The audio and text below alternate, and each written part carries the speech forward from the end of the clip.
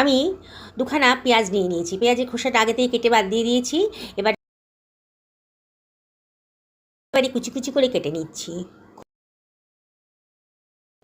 আপনারা যদি একটু বেশি পরিমাণে বানান তাহলে পেঁয়াজের পরিমাণটা একটু বাড়িয়ে দেবেন। খানিকটা ধনেপাতা নিয়েছি, আগে থেকে ধুয়ে পরিষ্কার করে রেখেছিলাম ধনেপাতাটাকেও এবার কুচি কুচি করে কেটে নিচ্ছি। এবার ধনেপাতাটাকে সরিয়ে রাখলাম।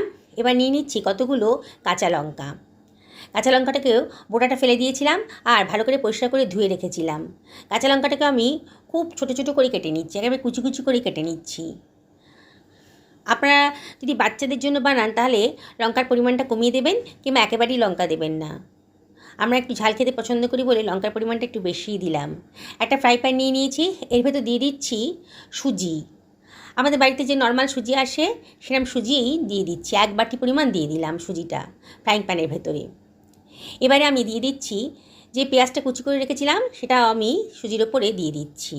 বুঝতেই পারছেন আজকে আমি সুজির ব্রেকফাস্ট বানাবো। এটা কিন্তু চটজলদি হয়েও যাবে আর এর সঙ্গে কোনো তরকারির প্রয়োজন হবে না। আপনারা খুব অল্প সময়ের ভেতর এটা বানিয়ে ফেলতে পারবেন, অল্প খরচের ভেতর, অল্প সময়ের ভেতর দারুণ টেস্টি একটা রেসিপি আজকে তৈরি হতে চলেছে। কাঁচা লঙ্কা কুচিটাও দিয়ে দিলাম। এবারে আমি এর ভেতর দিয়ে দিচ্ছি খানিকটা ধনেপাতা কুচি, যেটা কেটে রেখেছিলাম ধনেপাতাটা, সেটাও আমি দিয়ে দিলাম। এবার আমি ফ্রাই প্যানটার মাঝখানে দিয়ে দিচ্ছি একটা ডিম। ডিমটা দেওয়ার ফলে কিন্তু এই রান্নার টেস্টটা বহুগুণ বেড়ে যাবে। এবারে আমি সব কিছু ভালো করে মিশিয়ে নিচ্ছি, একটা স্প্যাচুলার সাহায্যে সব কিছু ভালো করে মিশিয়ে নিচ্ছি। দেখুন কীভাবে মিশিয়ে নিচ্ছি।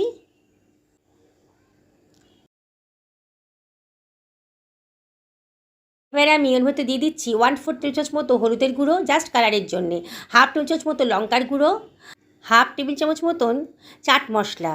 চাট মশলা দিলে পরে দারুণ সুন্দর একটা চটপটা টেস্ট আসবে।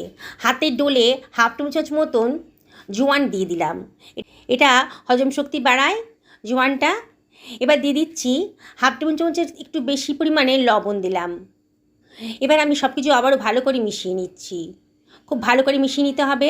প্রথমে জল দেব না, আগে ভালো করে শুকনোতেই মিশিয়ে নেব, শুকনো অবস্থাতেই মিশিয়ে নেব।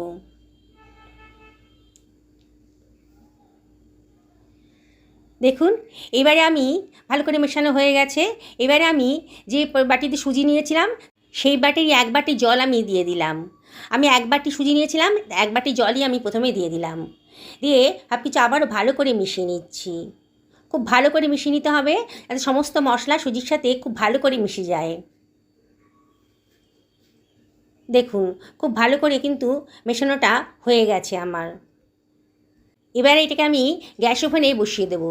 এবার গ্যাসটা ধরিয়ে দিলাম, দিয়ে এটাকে আমি নাড়াচাড়া করতে হবে। প্রথমে কিন্তু খুব ভালো করে নাড়তে হবে, নাহলে কিন্তু পোড়া লেগে যাবে। সব কিছু ভালো করে মিশিয়ে নিয়েছি, নিয়ে অনবরত কিন্তু নাড়তে হবে। গ্যাসের ফ্লেমটা প্রথমে মিডিয়াম টু হাইতেই রেখেছি আর অনবরত নাড়ছি। আস্তে আস্তে সুজির ডোটা কিন্তু বেশ শুকনো শুকনো হয়ে যাবে। দেখুন দেখেই মনে হচ্ছে সুজিটা অনেকটাই জল টেনে নিয়েছে, বেশ শুকিয়ে শুকিয়ে গেছে আর ফ্রাইং প্যানের থেকে কিন্তু ছেড়ে আসছে আস্তে আস্তে। দেখুন বেশ শুকনো শুকনো হয়ে গেছে। অনবরত কিন্তু নাড়তে হবে বন্ধুরা, নাহলে কিন্তু একেবারে রান্নাটা খারাপ হয়ে যাবে। দেখুন আমার হয়ে গেছে। এবার গ্যাসের ফ্লেমটা অফ করে আমি একটা অন্য পাত্রের ভেতর এটাকে ট্রান্সফার করে দিলাম। খুব গরম আছে, একটু নাড়াচাড়া করে নিচ্ছি। এবারে আমি এর ভেতর মিশিয়ে দিচ্ছি 1 বাটি পরিমাণ ময়দা। 1 বাটি সুজির জন্য 1 বাটি ময়দা নিলাম। এবার সুজিটা কিন্তু একেবারে ঠান্ডা হয়ে যায়নি, বেশ কিছুটা গরম আছে, গরম অবস্থাতেই কিন্তু করতে হবে। ভালো করে ময়দার সাথে মিশিয়ে নিতে হবে, খুব ভালো করে মিশিয়ে নেব। প্রথমে জল দেব না, খুব ভালো করে মেশানো হয়ে গেছে যখন, তখন আমি যে বাটি পরিমাণে সুজি নিয়েছিলাম সেই বাটিরই 1/2 বাটি মতো জল নিয়েছি। কিছুটা জল আমি ভেতর দিলাম, দিয়ে এটাকে আবারও ভালো করে মেখে নিচ্ছি। আমরা যেমন আটা মাখি সেরকম করে খুব ভালো করে ঠেসে ঠেসে মেখে নেব। যত ভালো করে মাখবেন ততই কিন্তু রান্নার রেসিপিটা অত সুন্দর হবে। দেখুন আস্তে আস্তে কিন্তু ডোটা বেশ স্মুথ হয়ে যাচ্ছে, খুব ভালো করে মাখা হয়ে গেছে। এবার আমি এর ভেতর দিয়ে দিচ্ছি 1 টেবিল চামচ পরিমাণ সাদা তেল, দিয়ে আবারও সব কিছু ভালো করে মাখিয়ে নিচ্ছি। দেখুন একেবারে কিন্তু স্মুথ একটা ডো তৈরি হয়ে গেল। এবারে এটাকে আমি ঢাকা দিয়ে রাখবো 10 মিনিটের জন্য রেস্টে রাখবো। 10 মিনিট বাদে ঢাকাটা তুলেছি। সুজিটা কিন্তু অনেকটা জল টেনে নিয়েছে, বেশ শুকনো শুকনো হয়ে গেছে। ডোটা কিন্তু বেশ স্মুথ আছে এখনও। আবার একটু ভালো করে মেখে নিচ্ছি। নিয়ে এবার এই ডো থেকেই আমি কতগুলো লেচি কেটে নিচ্ছি। আমরা নর্মাল যে রুটি খাই তার থেকে একটু বড় ধরনের লেচিগুলো কাটবো। এই ধরনের পরোটাগুলো আর কি একটু মোটা মোটা করলে খেতে ভালো লাগে। সেই জন্যে আমি একটু রোজকার যে রুটি খাই আমরা তার থেকে একটু বড় লেচি কেটেছি। আমি 1 বাটি পরিমাণ সুজি নিয়েছিলাম, তার থেকে আমার 8খানা হয়েছে। দেখুন, 1 বাটি সুজি আর 1 বাটি ময়দাতে 8খানা হয়েছে। এবার একটু ময়দা দিয়ে এবার এটাকে আমি বেলে নিচ্ছি। খুব বেশি মোটাও হবে না আর খুব বেশি পাতলাও হবে না। দেখুন আমি কীভাবে এটাকে বেলে নিচ্ছি। একেবারেই সোজা জিনিস, একবার যে দেখবে সেই কিন্তু বানিয়ে ফেলতে পারবে। আর হাতে দিয়ে একটু শেপটাকে ঠিক করে দিচ্ছি। দেখারও তো একটা ব্যাপার আছে, দেখতে সুন্দর লাগলে খাওয়ার রুচি বাড়ে। দেখুন এইভাবেও হাত দিয়েও করা যায়, শেপটা ঠিক করা যায়।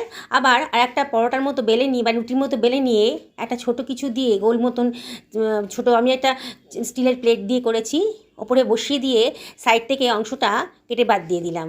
তাহলে কিন্তু সুন্দর একটা গোলাকার পরোটা তৈরি হয়ে যাচ্ছে। আমি আজকে গোল করে বানাচ্ছি, আপনারা ইচ্ছে করলে ত্রিকোণের মতো করতে পারেন, আবার চারকোণও করতে পারেন। দেখুন সমস্ত পরোটাগুলো আমি বেলে নিয়েছি। এবার একটা তাওয়া গরম করতে দিয়ে দিয়েছি, তাওয়ার ভেতর একটা পরোটা দিয়ে দিলাম। প্রথমে শুকনো অবস্থাতেই তেল ছাড়াই আর কি ভেজে নেবো, এপিট ওপিট করে খুব ভালো করে ভেজে নেব। এরকম করে ভেজে নিলে পরে তেল কিন্তু অল্প লাগবে যখন ভাজবো। আপনারা যদি ডায়েট করেন তাহলে শুকনো এটাই খেতে পারেন, অয়েল ছাড়াই। তবে আজকে আমি সামান্য অয়েল দিয়ে এটাকে ভেজে নিচ্ছি। দেখুন ওপরে একটু অয়েল ব্রাশ করে দিলাম এক পিঠে, দিয়ে ওটা উল্টে দিয়ে অপর পিঠেও একটু অয়েল ব্রাশ করে দিচ্ছি। এই পিঠ ওপিঠ যদি একটু অয়েল ব্রাশ করে ভাজেন তাহলে কিন্তু পরোটাগুলো খুব সুস্বাদু হবে। আর যদি মনে করেন যে অয়েল ছাড়া খাবেন, অয়েল ফ্রি খাবেন, তাহলে শুকনো অবস্থাতেই আর একটু ডাইরেক্ট আগুনে সেঁকে নিয়ে খেতে পারেন, তাতেও কিন্তু খারাপ লাগবে না। দেখুন আমার খুব সুন্দর করে কিন্তু পরোটাটা ভাজা হয়ে যাচ্ছে। আমি আরেকটা পরোটাও এমন করেই ভেজে নিচ্ছি। বন্ধুরা রেসিপিটি যদি ভালো লাগে তাহলে লাইক করবেন, অবশ্যই কমেন্ট করে জানাবেন যে আপনাদের কীরকম লাগলো। পুরনো বন্ধুদেরকে অনেক ধন্যবাদ, তাদের সাপোর্টের জন্যই কিন্তু আজকে এখানে আসতে পেরেছি।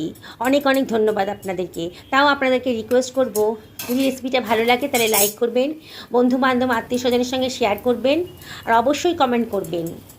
আর নতুন বন্ধুদেরকে রিকোয়েস্ট করব, যারা আজকে আমার চ্যানেলে প্রথম দিন আর কি, তাদেরকে রিকোয়েস্ট করব যে আমার চ্যানেলটা সাবস্ক্রাইব করতে, আর পাশে থাকা বেল আইকনটা অবশ্যই ক্লিক করে দেবেন, তাহলে আমার রান্নার নোটিফিকেশানটা চটজলদি আপনারা পেয়ে যাবেন। দেখুন কথা বলতে বলতে কিন্তু আমার সমস্ত পরোটাগুলো ভাজা হয়ে গেছে। দেখুন কত সুন্দর দেখতে লাগছে। আমি একটা সার্ভিং প্লেটে সার্ভ করে দিচ্ছি। কত চটজলদি হয়ে গেল দেখলেন তো। বাচ্চাদের টিফিনও দিতে পারেন, হাজব্যান্ডের লাঞ্চ বক্সে দিতে পারেন, এমনকি রাতে ডিনারেও কিন্তু এটা বানিয়ে ফেলতে পারেন। কোনো তরকারি খাওয়ার প্রয়োজন হবে না, একটু সস থাকলেই হলো। একটু রায়তা বানিয়ে নেবেন, তাহলেই কিন্তু এই পরোটাগুলো অনায়াসেই খেয়ে নিতে পারবেন, খুব ভালো লাগবে। দেখুন কতটা নরম হয়েছে, আমি হাত দিয়ে দেখাচ্ছি আপনাদেরকে কতটা সফট হয়েছে। বাড়িতে যদি কোনো বয়স্ক মানুষ থাকেন তারও এটা খেতে খুব ভালো লাগবে। আজকে তো আমি টমেটো সসের সঙ্গে এটা খাবো। বন্ধুরা আপনাদেরকে রিকোয়েস্ট করছি অবশ্যই বাড়িতে একদিন এটা বানান, যাকে খাওয়াবেন সেই খুশি হবে। সকলে ভালো থাকুন এই কামনাই করি।